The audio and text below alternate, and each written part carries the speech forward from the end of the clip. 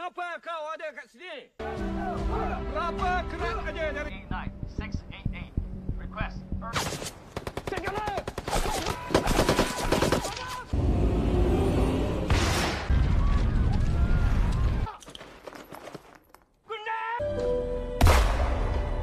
Kubur kat sini.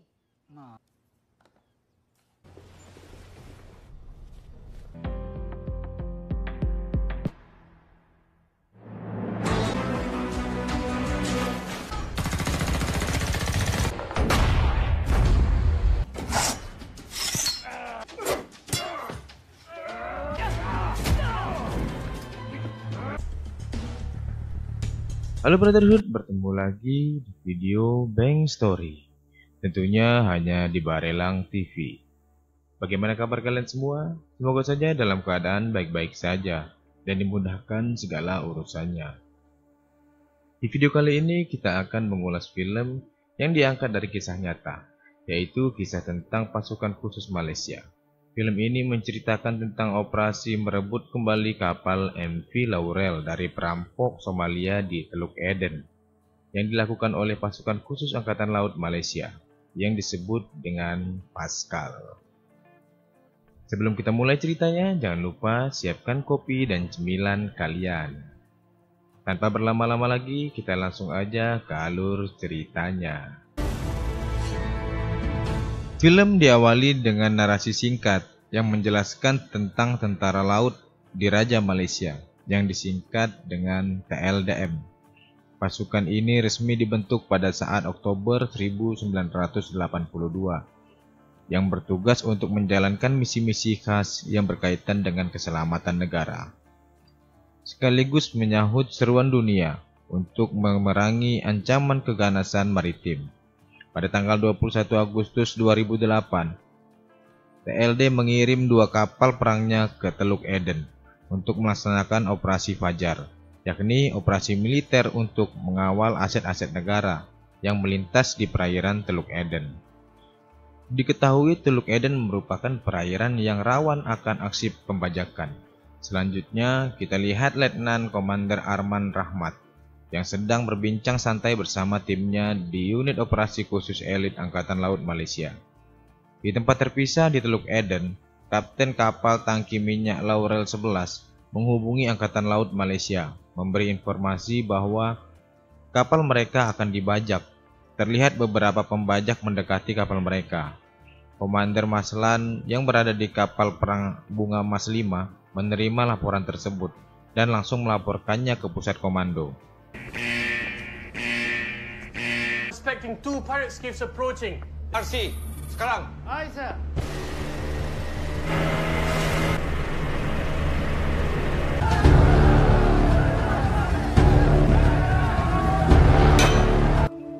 Laurel 11 under pirate attack. Sit down. Berdekat. Di pusat komando, Panglima langsung memerintahkan untuk memberikan bantuan perlindungan dan memerintahkan agar kapal Laurel mematikan semua cahaya lampu dan segera berlindung di tempat perlindungan. Unit operasi khusus elit Angkatan Laut Malaysia yang dikenal dengan Pascal dikerahkan untuk melaksanakan operasi penyelamatan. Sebelum melaksanakan tugas operasi, tim Pascal kemudian berkumpul dan berdoa bersama. Operasi pun dimulai.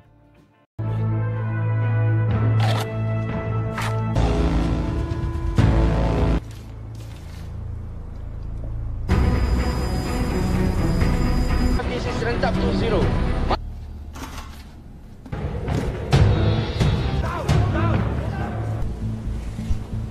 Dengan dukungan udara, tim Pascal yang dipimpin oleh Komandan Arman pun bergerak untuk menyelamatkan kapal Laurel. Upaya Komandan Masnan untuk bernegosiasi gagal. Para perampok hanya menginginkan uang tebusan sebesar 20 juta dolar. Dan jika permintaan mereka tidak dipenuhi, maka semua kru kapal akan mereka bunuh. Mendengar hal itu, Komandan Masnan langsung memerintahkan tim untuk menembak mati para pembajak. Mengetahui rekannya terbunuh dan kapal mereka telah pergi, para perompak yang masih berada di kapal Laurel pun terus bergerak untuk mencari kru kapal yang bisa mereka jadikan sandera untuk meminta uang tebusan. Tim Pascal yang berhasil menaiki kapal langsung bergerak dan membagi tim dengan kemampuan yang mereka miliki, dan kemudian mereka pun beraksi.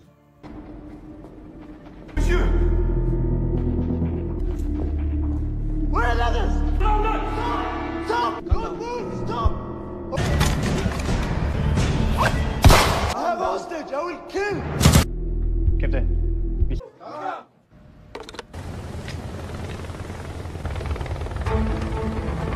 Tim Pascal akhirnya berhasil menyelamatkan semua kru kapal Lawrence 11 dari tangan pembajak.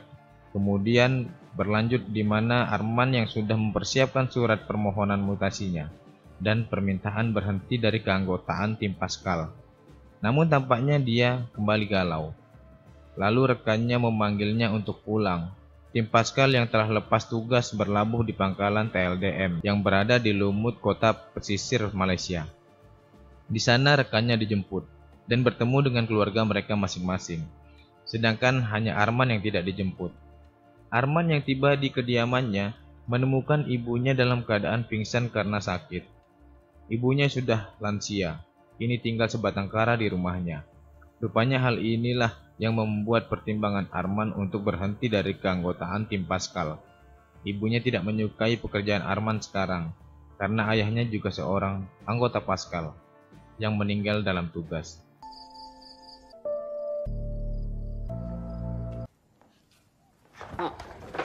Selamat kau tak.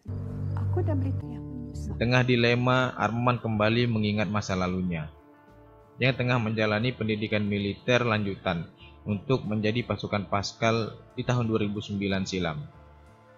Siang dan malam, mental dan fisik mereka dilatih untuk menjadi prajurit yang tangguh dan tidak mudah menyerah, dan mampu bertahan hidup dalam cuaca maupun di medan yang ekstrim. Akibat dari kerasnya latihan tersebut, terlihat beberapa dari mereka tidak mampu bertahan dan memilih untuk menyerah. Lebih teruk lagi daripada dia lalui. Kalau korang nak lepas, nak sangat jadi Pascal. Tanja tu dalam hati korang. Kalau korang give up!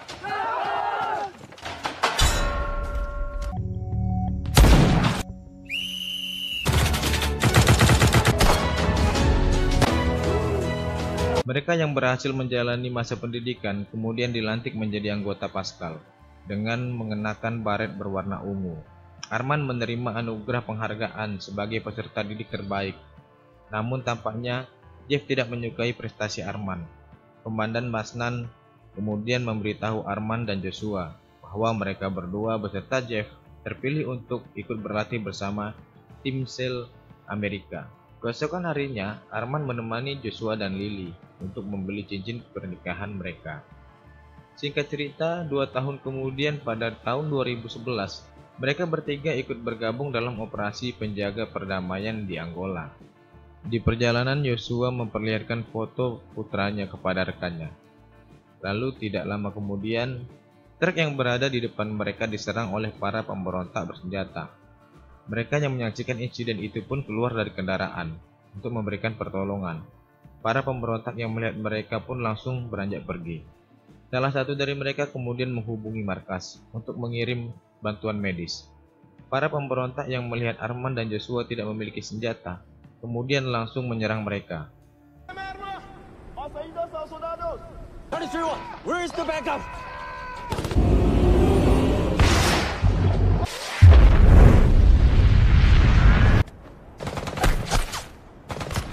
Give me your side arm!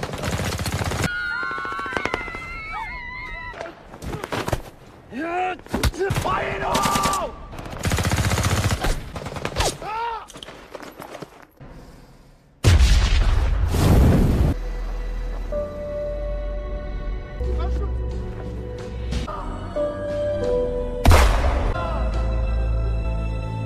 Di markas TLDM, Jeff yang terluka diberhentikan secara tidak hormat. Setelah diketahui dia menembak mati pemberontak yang sudah menyerah. Arman kemudian bersama Komandan Masnan menemui Lily, istri Joshua, untuk menyampaikan kabar duka yang menimpa Joshua. Setelah mengingat kejadian di masa lalunya, Arman kemudian langsung mengirim surat permohonan mutasinya melalui email. Keesokan harinya, Arman bersama dengan ibunya mengunjungi Lily. Pasca gugurnya Joshua, Arman dan ibunya terus merawat dan memperhatikan Lily serta putranya, seperti keluarga sendiri. Di markas TLDM, Komandan Masnan yang telah menerima permohonan mutasi Arman menyetujui permohonannya, dan dia akan dimutasi menjadi juru latih di kapal perang Malaysia di KD Panglima Hitam. Namun Komandan Masnan meminta untuk menerima misi terakhir, yaitu pengintaian di kota Kinabalu. Kinabalu merupakan ibu kota negara bagian Sabah, Malaysia. Tim Pascal kemudian berkumpul dan menerima arahan dari Komandan Masnan. Awak rasa saya salah pilih? Jadi kita kena pilih nanti mati. Mereka ditugaskan untuk mengintai seseorang bernama Rudy.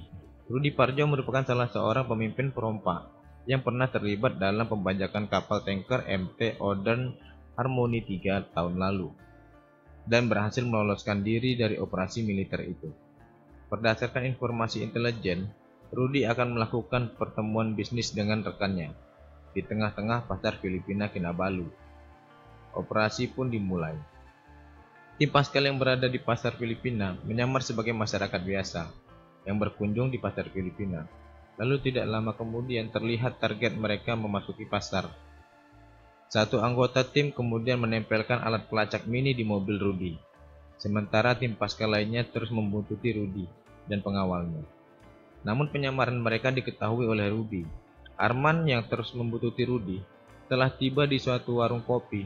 Di sana Arman dikagetkan dengan kemunculan Jeb. Dia datang dan bergabung bersama Rudy.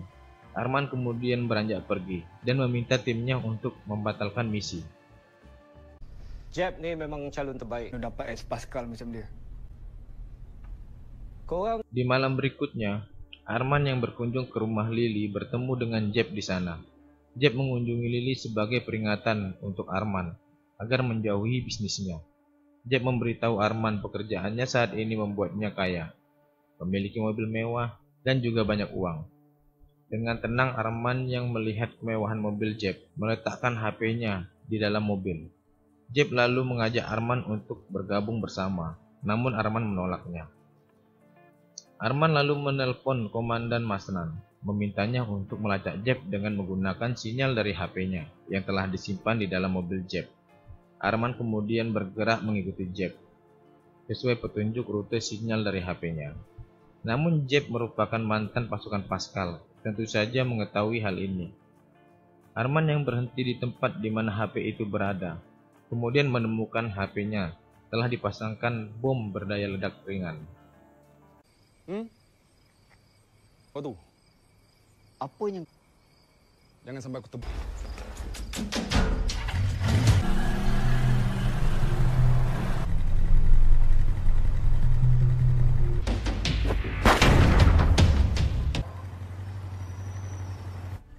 Di rumahnya Arman menerima email dari Komandan Masnan. Email itu berisi video dari CCTV. Dalam rekaman CCTV, terlihat mobil Jeb berhenti di komplek pergudangan. Dan di kaca mobil Jeb terlihat logo perusahaan pengeboran minyak dan gas bumi, milik perusahaan tempat Lily bekerja. Sehingga Arman meyakini kalau Jeb dan Rudy akan membajak anjungan minyak tersebut. Rudy dan Jeb bersama komplotannya memasuki pelabuhan dengan menyamar sebagai petugas keamanan dan keselamatan kerja. Di anjungan minyak tersebut, Arman kemudian melaporkan hal ini kepada Komandan Masnan, yang kemudian memberitahu otoritas pelabuhan setempat. Komandan mengirimkan foto Rudy serta komplotannya dan memerintahkan pihak keamanan untuk menangkap mereka. Pihak keamanan pelabuhan berhasil mengamankan anak buah Rudy. Namun Jeb, Rudy, serta beberapa anak buahnya berhasil lolos. Mereka yang telah berhasil masuk di anjungan minyak kemudian mempersenjatai diri dan langsung bergerak melancarkan aksinya. Arman kemudian menghubungi Lily. Namun tidak lama kemudian, Jeb dan pasukannya memasuki ruangan di mana pegawai berkumpul. Jeb yang melihat Lily di sana, dia langsung menangkap dan memintanya mengeluarkan HP yang masih terhubung dengan Arman.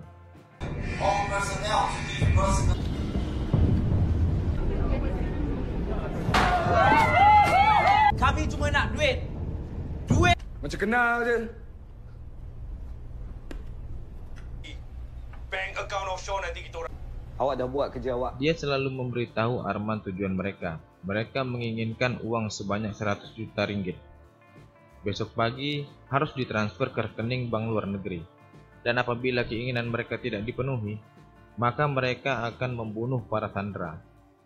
Rekan tim Arman yang sedang cuti kemudian dipanggil berkumpul untuk melaksanakan tugas operasi penyelamatan.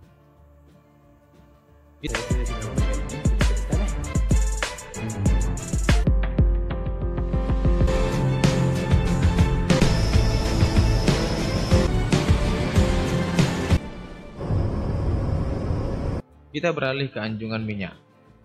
Terlihat para pasukan bantuan Rudi datang dengan membawa persenjataan lengkap. Operasi pun dimulai. Dengan menggunakan pesawat angkut, militer mereka diterbangkan di siang hari ke titik pertemuan di perairan Malaysia. Mereka lalu dijemput oleh kapal selam kelas Scorpion KD Tunku Abdul Rahman dan standby di sana menunggu perintah selanjutnya dari Panglima. Tim TLDM tambahan juga dikerahkan sebagai cadangan yang standby di atas kapal perang Malaysia KD Selangor. Di tempat terpisah, Panglima TLDM yang sedang bersama Perdana Menteri bersikeras tidak akan memenuhi keinginan para pembajak. Panglima meminta izin kepada Menteri untuk melaksanakan operasi penyerbuan, dan Perdana Menteri pun menyetujuinya. Setelah mendapatkan izin bertindak, Arman dan timnya pun langsung bergerak ke target sasaran. Dengan membagi tim, Arman dan dua rekannya menyusup masuk ke Anjungan Minyak melalui lubang Palka yang berada di bawah laut, sedangkan tiga rekan lainnya menuju titik sasaran dengan menggunakan driver professional device atau DVD.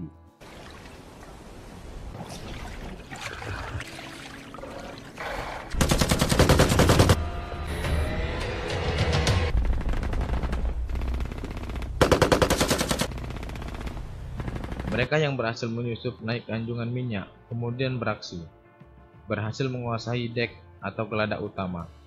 Tim pasukan bantuan pun berdatangan. Mereka kemudian berkumpul dan menerima arahan dari Arman terkait pembagian tim peran dan tugas masing-masing serta titik-titik area yang akan mereka lalui untuk menyelamatkan sandera. Lalu setelah itu mereka pun beraksi.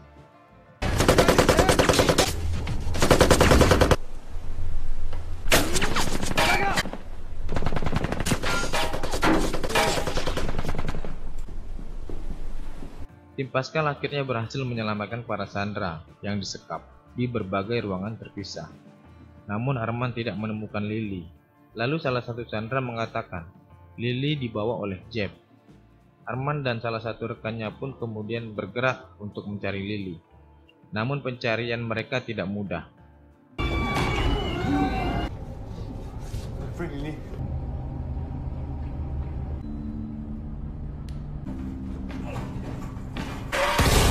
Salah satu ruangan Milligan yang diremote oleh Jeb berhasil melukai rekan Arman. Arman kemudian mengejar Jeb dan akhirnya bertemu dengan Lily dengan kondisi terikat serta bahan peledak di tubuhnya. Lalu tidak lama kemudian Jeb pun muncul, baku pukul pun terjadi.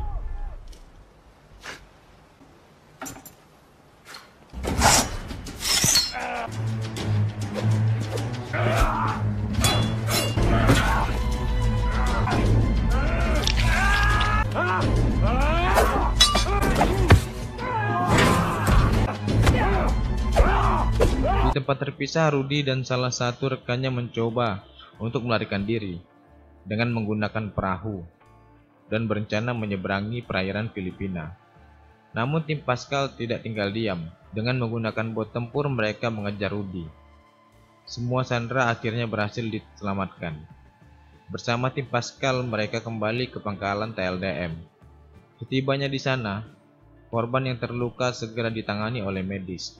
Ibu Arman akhirnya memahami pengorbanan putranya, mengakui dan meminta maaf. Dia mengatakan bahwa ayahnya akan bangga jika dia masih hidup. Di akhir cerita, Dalam sebuah upacara, Arman dan timnya dianugerahi penghargaan oleh Panglima atas keberanian dan keberhasilan mereka. Kemudian Panglima mengajak Arman ke situs peringatan di mana nama ayahnya terukir. Di situ Panglima mengucapkan bahwa ayah Arman pernah mengabdi di bawahnya dan diberitahu bahwa tugas ayahnya adalah panggilan dari Tuhan, di mana hal itu akan menjadi dosa jika tidak dilaksanakan. Dan film pun selesai. Sampai di sini dulu video kali ini. Semoga kalian suka dengan ceritanya. Terima kasih buat yang sudah menonton. Support channel ini dengan like, komen, dan subscribe. Sampai jumpa di video selanjutnya. Get!